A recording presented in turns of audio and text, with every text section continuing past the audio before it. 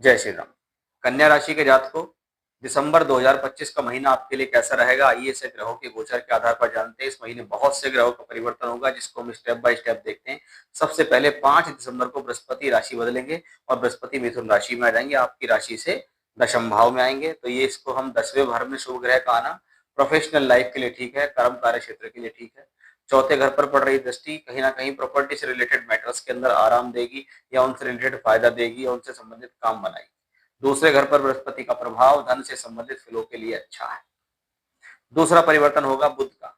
बुध 6 दिसंबर को राशि बदलेंगे, आपकी राशि और कर्म के मालिक तीसरे घर में आएंगे, यानी ये स्थिति प्रोफेशनली स्ट्रेंथ देगी। कार्य क्षेत्र के लिए किसी प्रकार की कोई ट्रेवलिंग करनी पड़ सकती है, कोई योजना बनानी पड़ सकती है, या नया कम्युनिकेशन आपकी प्रोफेशनल लाइफ में यहाँ ऐड होता दिखाई देगा। थोड़ी सी मेहनत से मिलने वाला एक अच्छे लाभ का संकेत बुध ग्रह के द्वारा भी दिखाई देगा। तीसरा परिवर्तन होता है 7 दिसंबर को मंगल का राशि परिवर्तन होगा। मंगल अब धनु राशि में पहुंचेंगे। देखिए, चौथे घर में मंगल का जाना थोड़ा सा एक स्थितियों के प्रति नेगेटिव है। पहला, मदर की हेल्थ के लिए। दूसरा, पारिवारिक माहौल को थोड़ा सा संभाल के रखें। हालांकि बृहस्पति की दृष्टि चौथे घर पे होगी, लेकिन फिर भी पारिवारिक माहौल में किसी प्रकार की अशांति हो सकती है, इसका ध्यान रखें। जीवन साथी के साथ किसी प्रकार का तनाव संभव है, उस बात पर कंट्रोल करें और विशेष तौर पे अपने आप पर कंट्रोल करें। अपने एग्रेशन को संभाल के रखें। किसी भी प्रकार की जल्दबाजी किसी भी संदर्भ में आपके लिए खराब हो सकती है, चाहे वो प्रोफेशनली हो चाहे वो पर्सनली। शुक्र का राशि परिवर्तन होगा।